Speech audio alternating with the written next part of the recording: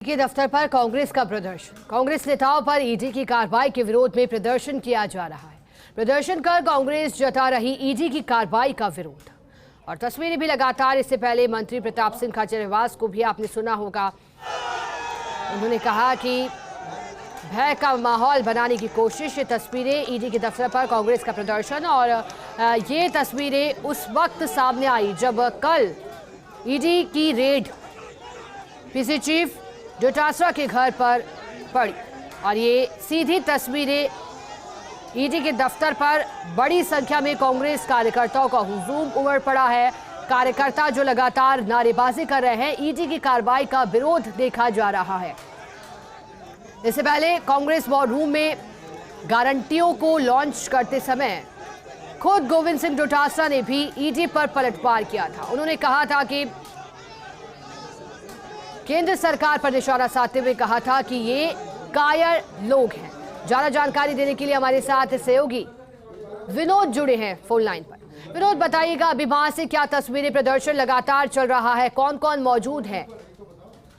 जी बिल्कुल, कांग्रेस की राष्ट्रीय सचिव है अमृता धवन, उनके नेतृत्व में कांग्रेस के विधायक और अन्य पदाधिकारी कार्यकर्ता यहाँ पर ईडी कार्यालय के सामने धरना प्रदर्शन कर रहे हैं, विरोध जता रहे हैं। जिस तरीके से कल पीसीसी चीफ गोविंद सिंह डोटासरा और गुजरा के 11 ठिकानों पर ईडी ने रेड मारी थी। छापेमारी करने के बाद करीब 8 घंटे तक दोनों से पूछताछ करी थी और फिर रवाना हुई थी। वहीं आरसीए अध्यक्ष वैभव गहलोत को सम्मन जारी किया था। तो इन कार्रवाइयों के विरोध में कांग्रेस ने आज 1 घंटे सांकेतिक धरना दिया अमरूदों का बाग में।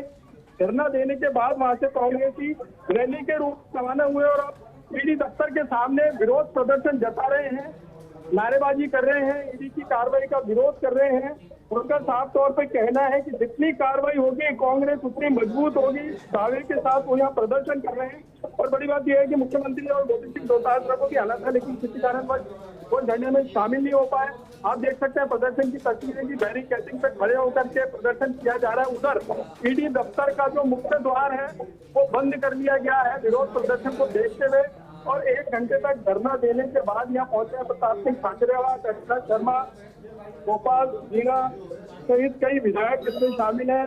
कई वो प्रत्याशी जिन्हें विधानसभा से टिकट दिया गया वो इसमें शामिल है। और अब पुलिस ने देखिए आप प्रदर्शनकारियों को खदेड़ना शुरू कर दिया है। तस्वीरें आप देख सकते हैं। अब ये देखिए किस प्रकार से डंडे भी बरसाए जा रहे हैं। जो बैरिकेडिंग पे चल रहे थे उसको खदेड़ के घेरा गया है, भीड़ को तितर बितर किया गया है। पिछले 10 मिनट से यहाँ कांग्रेस का विरोध प्रदर्शन जारी है, ईडी की कार्रवाई के विरोध में प्रदर्शन जारी है। और स्पीकर में जिस तरीके से बंद का आह्वान किया गया था उसके बाद यहाँ जयपुर में 1 घंटे का अमरूदों का बाग में धरना दिया गया। धरने को कई स्थानीय नेताओं ने और प्रताप सिंह खाचरियावास ने संबोधित किया। उसके बाद रैली के रूप में कार्यकर्ता और पदाधिकारी यहाँ पहुंचे हैं और अपना विरोध जता रहे हैं कि ईडी की कार्रवाई बेबुनियाद है। जिस तरीके से ईडी हवा बना रही है और मुख्यमंत्री ने पाकिस्तानी टिड्डी दलों का हमला होता है वैसे ईडी राजस्थान में लगातार हमले कर रही है। इससे कुछ होने जाने वाला नहीं है, बल्कि कांग्रेस की स्थिति और मजबूत होगी। और आप देख सकते हैं सीधी तस्वीरें कि किस तरीके से बैनर तख्तियां लिए विरोध प्रदर्शन किया जा रहा है। और करीब 20 मिनट तक ये विरोध प्रदर्शन यूं ही जारी रहेगा। आधे घंटे का प्रोग्राम इन्होंने बनाया था कि ईडी दफ्तर के सामने करीब आधे घंटे तक प्रदर्शन करेंगे। इससे पहले 1 घंटे तक अमरूदों का बाग में सभा हुई, धरना दिया गया, जिसको करीब दर्जन भर स्थानीय नेताओं ने संबोधित किया। और आप देख रहे हैं सीधी तस्वीरें कि किस प्रकार धरना यहाँ प्रदर्शन किया जा रहा है। जो राष्ट्रीय सचिव है अमृता धवन, उनके नेतृत्व में वहाँ धरना दिया गया और प्रदर्शन भी उनके नेतृत्व में किया जा रहा है। जी विनोद, तस्वीरें देख करके ये भी बताइएगा कि अब आगे प्रदर्शनकारियों की क्या रणनीति रहेगी, क्योंकि पुलिस ने अब खदेड़ना शुरू कर दिया है। बिल्कुल, ये प्रदर्शन के बाद यहाँ जो प्रदर्शन किया जा रहा है उसके विरोध प्रदर्शन के बाद कांग्रेस कार्यकर्ता अपने अपने क्षेत्रों में जाएंगे और शाम को नई रणनीति बन सकती है। आला कमान से क्या आदेश मिलते हैं उसके बाद कि किस जिले में कैसे प्रदर्शन किया जाएगा या और किस तरीके से विरोध किया जाएगा। हालांकि 20 मिनट यहाँ धरना प्रदर्शन के बाद कांग्रेस यहाँ से निकलेंगे और आगे की रणनीति तय करेंगे।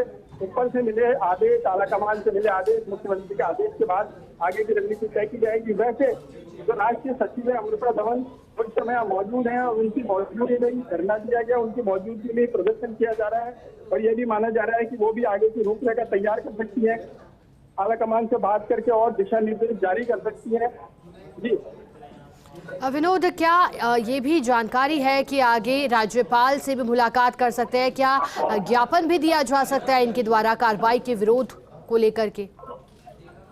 जी बिल्कुल, ऐसी बातें सामने आ रही हैं। हालांकि पुष्टि नहीं है, लेकिन राज्यपाल से मिलकर ईडी की कार्रवाई के विरोध में ज्ञापन भी दे सकते हैं। 5 लोगों का शिष्टमंडल ज्ञापन भी दे सकता है, राज्यपाल से मिल सकता है। इस तरीके से बीजेपी लगातार राज्यपाल से मिलकर अपनी बात रखती रही। उसी प्रकार अब कांग्रेस भी आज राज्यपाल से मिलकर उन्हें ज्ञापन दे सकती है अपनी मांगों का ईडी की कार्रवाई के विरोध में।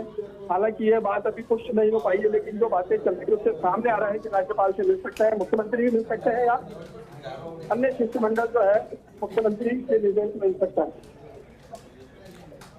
विनोद, एक और जानकारी दीजिएगा कि अब क्या इस प्रदर्शन के बाद आगे पार्टी उग्र रूप और धारण कर सकती है? क्या आगे और प्रदर्शन को बढ़ाया जा सकता है? एक बात, और दूसरी बात ये भी बताइएगा कि जब मंत्री प्रताप सिंह खाचरियावास संबोधित कर रहे थे तो किन बिंदुओं को लेकर बीजेपी को घेरने की कोशिश उनके द्वारा की गई थी?